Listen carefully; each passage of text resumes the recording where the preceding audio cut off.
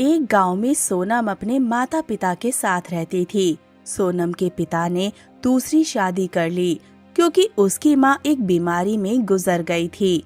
पर उसकी सौतेली माँ जानकी उस पर बहुत ज्यादा अत्याचार किया करती थी, जिस वजह से सोनम बहुत ज्यादा परेशान रहती। एक दिन सुरेश किसी काम से शहर जा रहा था, जिस पर सोनम ने कहा, पिताजी, मेरे लिए कुछ लेकर आना। बताओ सोनम, क्या चाहिए तुम्हें? तभी वहाँ पर जानकी आई और बोली, अरे उसे कुछ नहीं चाहिए और वैसे भी उसके पास हर चीज है। आप मेरे लिए शहर से चूड़ियां ले आना। हाँ, चूड़ियां तो मैं ले ही आऊंगा, पर सोनम से भी तो पूछ लेने दो। तभी वहाँ पर उसकी सौतेली बहन निधि आई और बोली, पिताजी, मुझे कपड़े चाहिए हैं। मैंने सुना है शहर में बहुत अच्छे कपड़े मिलते हैं। हाँ, मैं सब ले आऊंगा, पर अरे परवर छोड़िए, अब आपको देर हो रही है, जल्दी जाइए। हाँ पिताजी, निधि एकदम ठीक कह रही है, आप जाइए। ये सुनकर सुरेश वहां से चला गया, जिस पर सोनम काफी दुखी हुई क्योंकि उसकी माँ और बहन ने उसे अपने पिता से बात नहीं करने दी। सुरेश के जाने के बाद जानकी ने मुंह बनाकर कहा, अरे निधि, चल कमरे में आ जा। वैसे भी घर का काम करने के लिए ये है तो। हाँ माँ, मैं अभी आती हूँ। ये कहकर निधि अपने माँ के कमरे में चली गई। निधि सोनम को बिल्कुल भी पसंद नहीं करती थी। इसके बाद सोनम घर के कामों में लग गई, पर उसे बहुत दुख होता था और उसने अपने आप से कहा, हे भगवान, पता नहीं आप मेरे साथ ऐसा क्यों कर रहे हैं। मैंने हमेशा आपको माना है। काश आज मेरी माँ जिंदा होती तो मेरे साथ ऐसा कुछ नहीं होता। सोनम इसके बाद घर के काम करने लगी। धीरे धीरे समय गुजर रहा था। सुरेश के घर ना होने की वजह से जानकी सोनम पर बहुत ज्यादा अत्याचार करती थी। वहीं आस पड़ोस की औरतें ये सब देखकर काफी परेशान होती। अरे बेचारी की बचपन में माँ गुजर गई, उसे क्या पता था कि सौतेली माँ ऐसी होगी। हाँ, सही कह रही हो। सुरेश के सामने तो ऐसे बनकर रहेगी जैसे कितनी अच्छी है, पर बाद में बेचारी पर कितना अत्याचार करती है।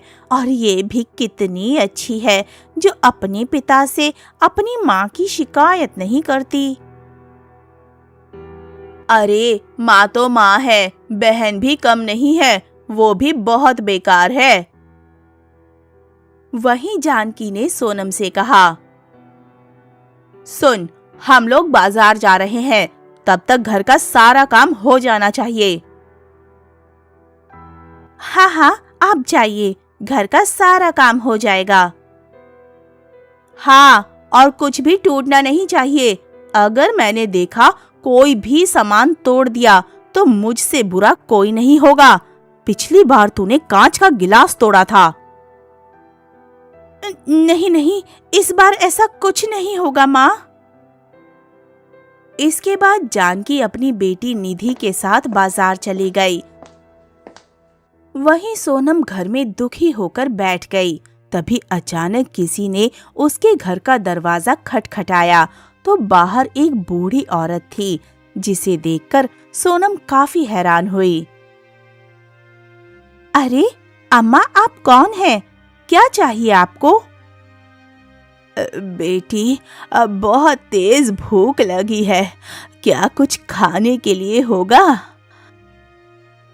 हाँ, खाने के लिए है ना, मैं अभी लेकर आती हूँ। ये कहकर सोनम रसोई में आई तो उसने देखा रसोई में खाना बस उसी के लिए था। सारा खाना उसकी माँ और बहन खा गए थे। ये देखकर उसने अपने आप से कहा, अरे खाना तो बचा ही नहीं है, पर अगर मैंने इन्हें नहीं दिया तो ये काफी दुखी होंगी। यही सोचकर उसने अपने हिस्से का खाना बूढ़ी औरत को दे दिया, जिस पर बूढ़ी औरत ने कहा, बेटी तेरा भला हो, भगवान तुझे हमेशा खुश रखे। ये कहकर बूढ़ी औरत वहां से चली गई और इसके बाद सोनम काम में लग गई। घर पर खाना ना होने की वजह से उसे भूखा रहना पड़ा। वहीं दूसरी तरफ जानकी और उसकी बेटी निधि बाजार में बहुत मजे कर रहे थे। वैसे माँ, कुछ भी कहो, आप पिताजी को कभी भी पता नहीं लगने देती कि आप उस गवार पर कितना अत्याचार करती हैं। अरे वो मेरी सौतेली है, और वैसे भी सौतेलों के साथ ऐसा ही व्यवहार किया जाता है। हाँ, ये तो आपने ठीक कहा। अब पिताजी मेरे लिए नए कपड़े लाएंगे और आपके लिए चूड़ियां। वैसे हम लोग बाजार करने क्या आए हैं?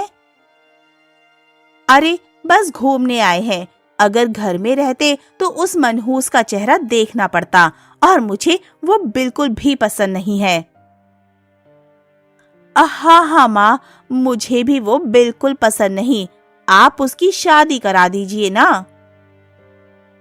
अरे मैं तो कब की उसकी शादी कर दूं, पर तेरे पिताजी ही हैं। मैं उनसे बात करूंगी, उसे जल्दी ही घर से निकाल दूंगी। ये सुनकर निधि काफी खुश हुई। वहीं समय के साथ सुरेश शहर से लौट आया। वो अपनी दोनों बेटियों के लिए कपड़े और जानकी के लिए चूड़ियां लाया, जिसे देखकर जानकी ने मुंह बनाते हुए कहा, अरे सोनम के लिए लाने की क्या जरूरत थी? उसके पास तो बहुत सारे कपड़े रखे थे। अरे तो क्या हो गया, मेरे लिए दोनों बेटियां बराबर है। जब मैं निधि के लिए लाया हूँ तो सोनम के लिए भी ले आया। ये सुनकर सोनम काफी ज्यादा खुश हुई। तभी जानकी ने सोनम से कहा, अरे अब यहीं खड़ी रहोगी या अपने पिताजी के लिए चाय पानी भी लाओगी? वो कितनी दूरी से आए हैं। हाँ, मैं अभी लेकर आती हूँ। ये कहकर सोनम चाय बनाने चली गई। तभी जानकी ने सुरेश से कहा, अजी मैं सोच रही हूँ सोनम की शादी कर दी जाए। वैसे भी हमारी दूसरी बेटी भी शादी के लिए हो गई है तैयार। तुमने बिल्कुल ठीक कहा, और उसी के लिए मैं शहर गया था। मैंने शहर में एक बहुत अच्छा लड़का देखा है। ये सुनकर जानकी काफी ज्यादा परेशान हुई और उसने कहा,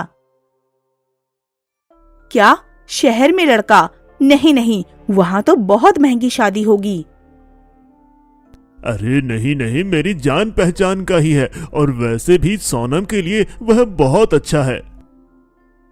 पर जानकी काफी ज्यादा परेशान हुई, क्योंकि वो कभी नहीं चाहती थी कि सोनम एक अच्छे घर में जाए।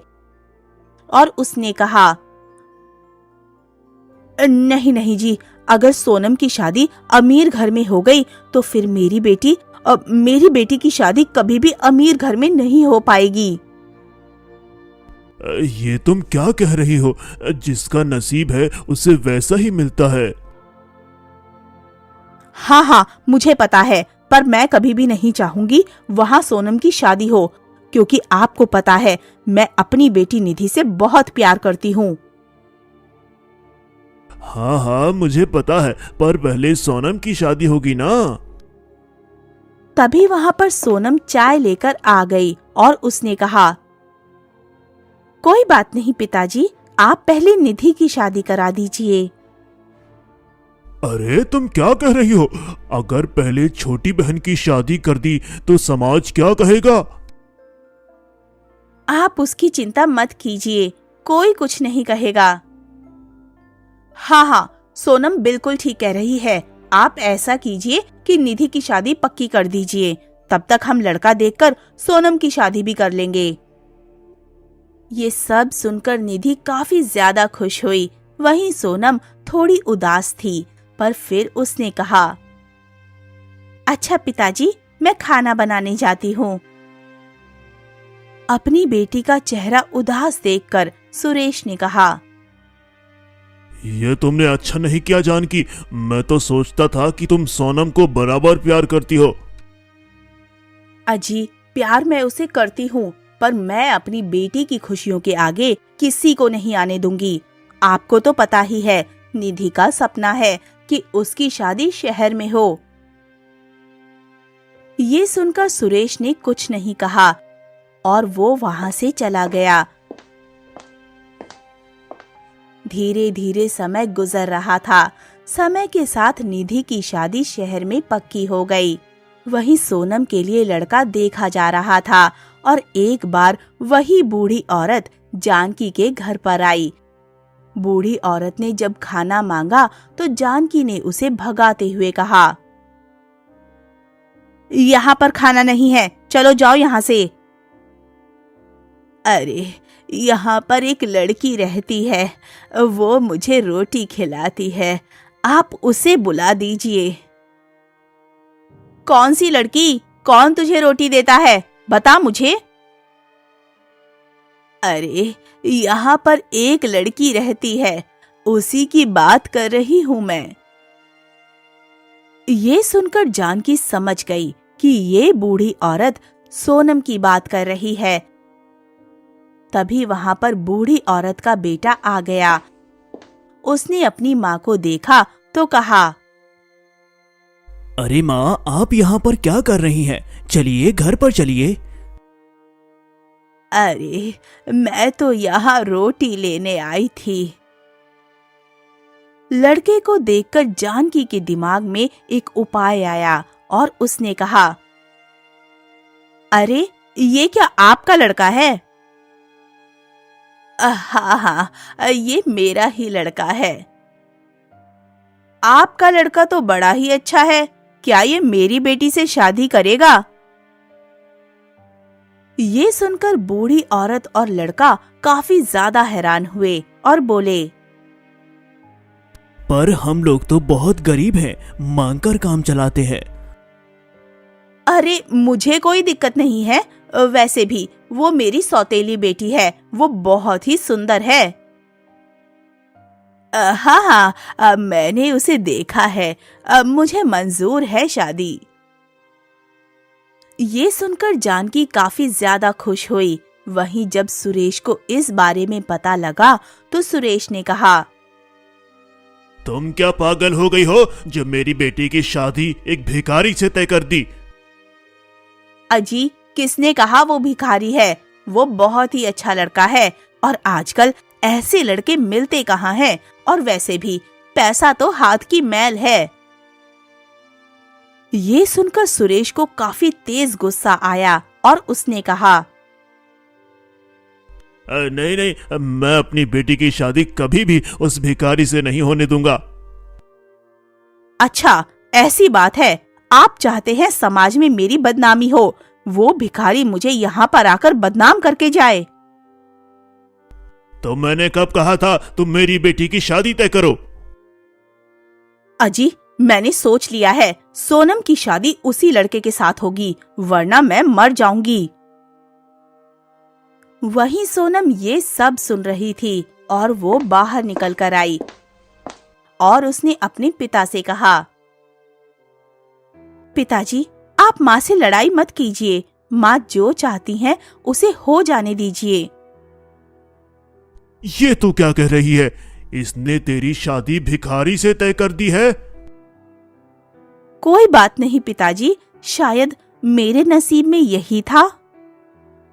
ये सुनकर सुरेश काफी ज्यादा दुखी हुआ और समय के साथ सुरेश ने अपनी बेटी की शादी चंदन नाम के भिखारी से कर दी।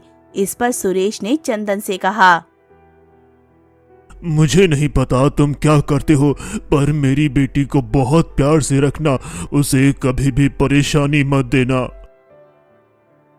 मैं आपकी बेटी को कभी भी परेशानी नहीं दूंगा। मैं उसे हमेशा प्यार करूंगा और उसकी बहुत सेवा करूंगा। हाँ हाँ, मेरा बेटा एकदम ठीक कह रहा है। आपकी बेटी हमारे घर पर रानी बनकर रहेगी। ये सुनकर जानकी मन ही मन काफी खुश हुई और बोली, हाँ हाँ, वो तो दिख ही रहा है। एक भिखारी देखे कैसे रानी बनाकर रखता है। इसके बाद सुरेश ने सोनम की विदाई कर दी। सुरेश काफी ज्यादा दुखी था क्योंकि वो कभी नहीं चाहता था कि सोनम की शादी एक भिखारी से हो। वहीं सोनम जब अपने ससुराल आई तो हैरान थी क्योंकि उसके सामने एक बहुत बड़ा घर था। घर को देखकर सोनम ने कहा, ये घर किसका है? ये तो बहुत बड़ा घर है। ये हमारा घर है। क्या? पर आप लोग तो। नहीं नहीं, ये सब तो मैंने तुमसे शादी करने के लिए किया था। क्या? मैं कुछ समझी नहीं। हाँ हाँ, मैं तुम्हारे घर पर इसीलिए भिखारिन बनकर आई थी। मुझे अपने बेटे के लिए ऐसी बहू चाहिए थी जो बहुत ही अच्छी हो और दिल की साफ हो। और जब मैंने गांव में पता किया तो मुझे तुम्हारे बारे में पता लगा और इसीलिए मैंने ये सब किया। ये सुनकर सोनम काफी ज्यादा खुश हुई। उसे तो पता ही नहीं था जिसे वो भिखारी समझ रही थी वो एक बहुत बड़ा सेठ था और अब सोनम अपने ससुराल में आराम से रह रही थी। वहीं दूसरी तरफ समय के साथ निधि की शादी शहर में हो गई और वो वहां पर आराम से रहने लगी। एक दिन सुरेश ने जानकी से कहा, सुनो, मैं सोनम के घर जा रहा हूँ। मुझे उसकी याद आ रही है। जरा देख कर तो आऊं, बेचारी कैसी रह रही है। हाँ हाँ, चले जाइए। जरा उसके लिए फल भी लेकर जाना। अब बेचारे गरीब हैं, पता नहीं कैसे मांग तांग कर अपना गुजारा कर रहे होंगे। हाँ हाँ, ये सब तुम्हारी वजह से ही हुआ है। अगर तुमने मेरी बेटी की शादी उस भिखारी से ना कराई होती तो आज वह भी आराम से रहती। अरे ये तो उसका नसीब है। वैसे भी उसके नसीब में यही था। ये सुनकर सुरेश ने कुछ नहीं कहा क्योंकि उसे पता था अगर वो जानकी से कुछ और कहेगा तो लड़ाई हो जाएगी। और इसके बाद वो सोनम के घर आ गया। सोनम के घर को देखकर वो काफी ज्यादा हैरान हो गया क्योंकि वहां पर एक बहुत बड़ा मकान था जिसे देखकर सुरेश ने कहा, लगता है मैं किसी गलत घर पर आ गया हूँ। मुझे यहाँ से जाना चाहिए। तभी वहां पर सोनम आई। सोनम को देखकर सुरेश काफी ज्यादा हैरान हुआ और बोला, अरे बेटी, तू यहाँ क्या कर रही है? पिताजी, यही तो मेरा ससुराल है। क्या ये तेरा ससुराल है? पर ये कैसे हो गया?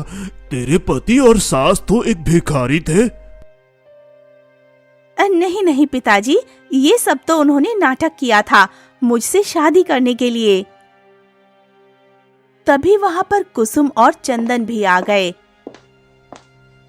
उन लोगों को देखकर सुरेश काफी हैरान हुआ और बोला, ये सब क्या है? मेरी बेटी क्या कह रही है?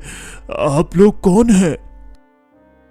हम यहाँ के बहुत बड़े सेठ हैं। हमें आपकी बेटी पसंद आई, इस वजह से हमने ये सब किया क्योंकि हमें पता था सोनम की सौतेली माँ कभी नहीं चाहेगी कि उसकी शादी अमीर घर में हो जाए, इसलिए मैंने ये सब नाटक किया।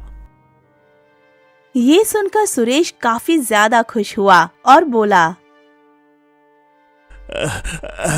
मुझे तो पता ही नहीं था मेरी बेटी महलों में राज कर रही है। मैं तो सोच रहा था मेरी बेटी बहुत दुखी होगी। आप लोगों का बहुत बहुत धन्यवाद जो आप उसे अपने घर की बहू बनाकर लाए हैं। ये आप क्या कह रहे हैं?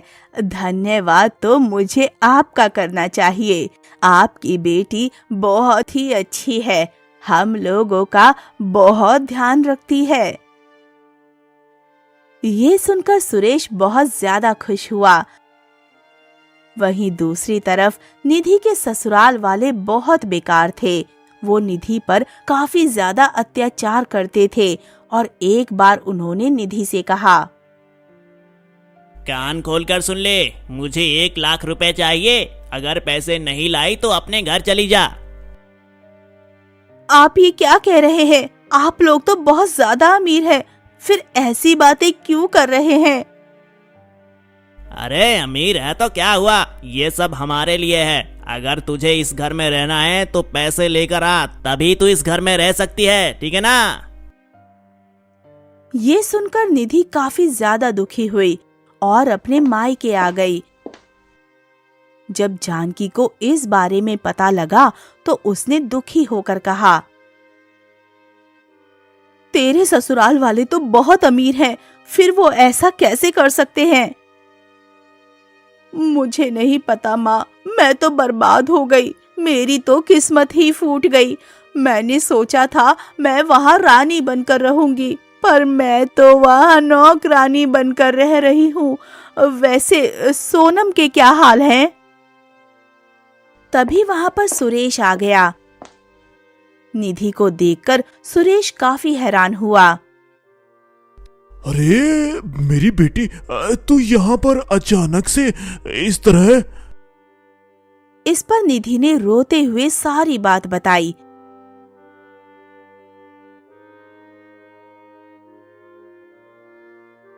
जिसे सुनकर सुरेश काफी हैरान हुआ और बोला, पर ये सब कैसे हो सकता है?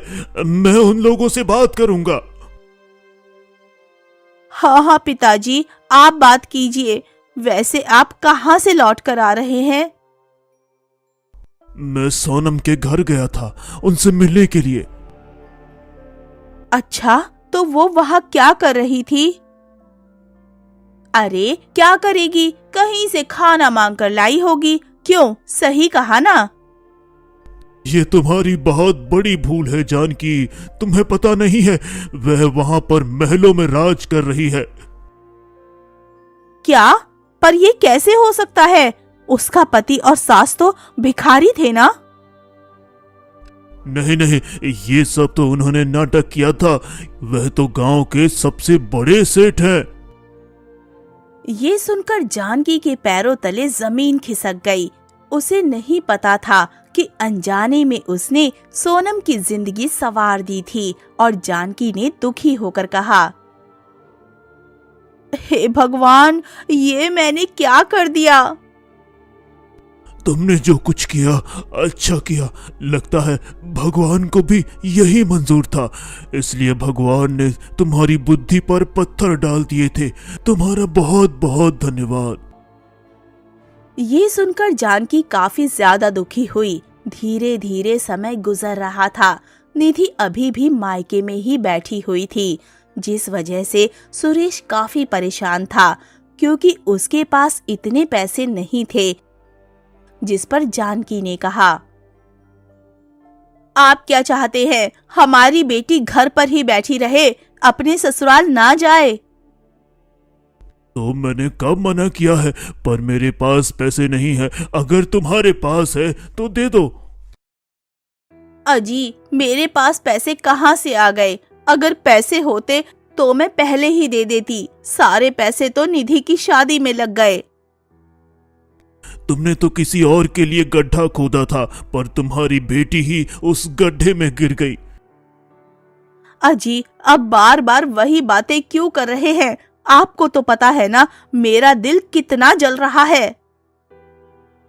माँ बिल्कुल ठीक कह रही हैं पिताजी। आप तो बहुत खुश हो रहे हैं ना सोनम के लिए। पर आपको मेरी बिल्कुल भी चिंता नहीं है। ऐसा कुछ नहीं है निधि, मैंने हमेशा तुम दोनों को एक समान प्यार किया है। पर तेरी माँ और तुझे पता नहीं सोनम से क्यों दिक्कत थी, और देख आज भगवान ने तेरे साथ क्या किया। ये सुनकर निधि चुप हो गई। वहीं दूसरी तरफ सोनम अपने ससुराल में आराम से रह रही थी और एक दिन उसने अपनी सास कुसुम से कहा, माँ जी, मैं सोच रही हूँ कि कुछ दिनों के लिए अपने मायके चली जाऊं। मुझे अपने पिताजी की याद आ रही है। हाँ, क्यों नहीं बेटी, चली जाओ। मैं बस 1-2 दिन में आ जाऊंगी। अरे यहाँ पर तो बहुत सारे नौकर चाकर हैं, तुम आराम से रह लेना। ये सुनकर सोनम काफी ज्यादा खुश हुई और अपने मायके चली गई। जब उसने निधि को मायके में देखा तो कहा, अरे निधि, तुम यहाँ पर? चलो, अच्छा हुआ तुमसे भी मुलाकात हो गई। सोनम को देखकर निधि काफी ज्यादा परेशान हुई और वहां से चली गई। जिस पर सोनम ने सुरेश से कहा, क्या हुआ पिताजी, ये निधि इतनी परेशान क्यों लग रही है? इस पर सुरेश ने सोनम को सारी बात बताई।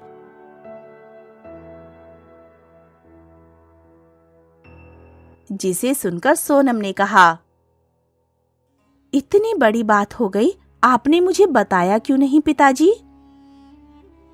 अरे बेटी, ये सब तो कर्मों का फल है, और वैसे भी जिसके नसीब में जो होता है वही होता है।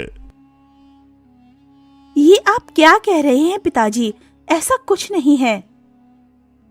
अरे ऐसा ही है, तभी तो मैं तेरी शादी वहां करना चाह रहा था, पर तेरी माँ ने जबरदस्ती निधि की शादी कर दी। अब देख निधि कितनी दुखी है।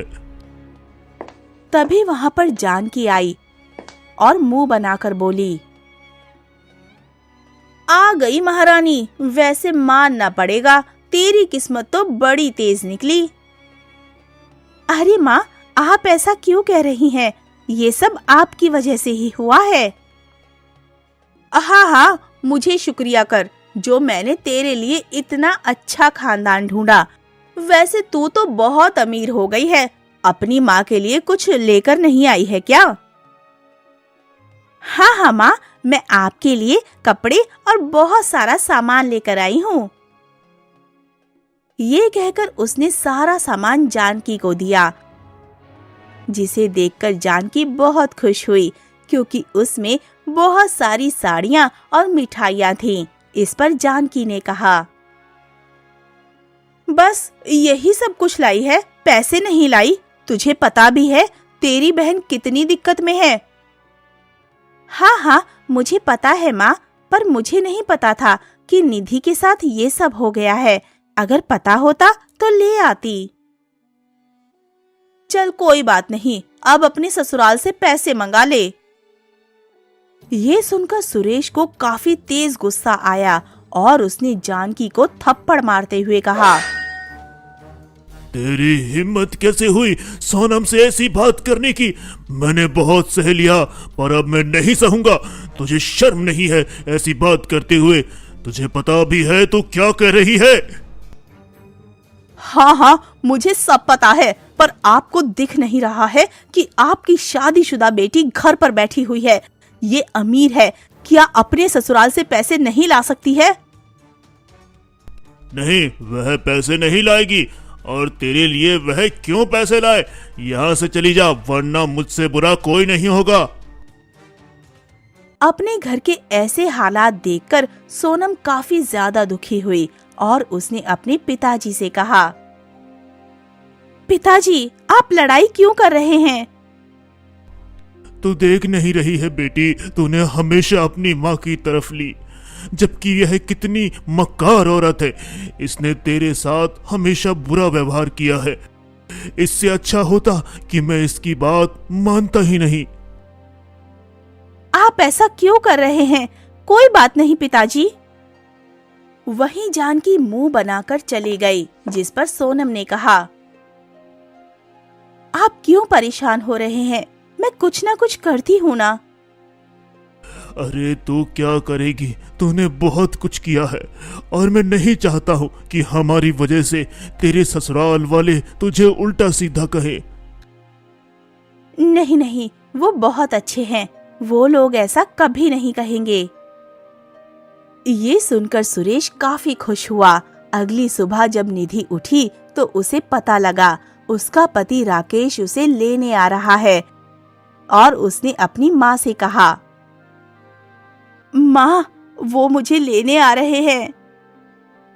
अरे वाह, ये तो बहुत अच्छी बात है, चलो मैं तैयारी कर लेती हूँ। कुछ ही देर बाद राकेश वहां आ गया। राकेश को देखकर जानकी काफी खुश हुई और बोली, आओ आओ दामाद जी, आपका स्वागत है। हाँ ठीक है, पर यह यहाँ पर कितने दिनों से रह रही है? क्या इसे पता नहीं है ससुराल में काम कौन करेगा? अरे आप ऐसा क्यों कह रहे हैं? आपने ही तो इसे भेज दिया था। हाँ हाँ, मैंने इसे पैसे लेने के लिए भेजा था, पर यह अभी तक पैसे लेकर नहीं आई, इसलिए मैं खुद चला आया। क्या तुम लोग अभी तक पैसों का इंतजाम नहीं कर पाए? आप ऐसा क्यों कह रहे हैं? ये आपकी पत्नी है। अरे काहे की पत्नी? जब तक पैसे नहीं मिलते तब तक मैं इसे अपने साथ नहीं ले जाऊंगा, वरना मैं इसे तलाक देता हूँ। मेरे लिए बहुत सारी लड़कियां हैं। तभी वहां पर सोनम आई और बोली, ये तुम क्या कह रहे हो? तुम्हें पता भी है तुमने मेरी बहन से शादी की है। हाँ हाँ, मुझे सब पता है, मुझे मत बताओ। अगर तुम्हें ज्यादा दर्द है तो तुम पैसे दे दो ना। ये सुनकर सोनम चुप हो गई।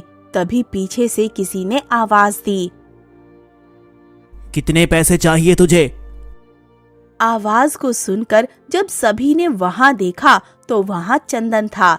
चंदन को देखकर सभी थोड़े हैरान हुए और इस पर चंदन ने कहा, कितने पैसे चाहिए तुझे, एक बार में बता दे, जिससे तू बार बार मेरी साली को परेशान न करे।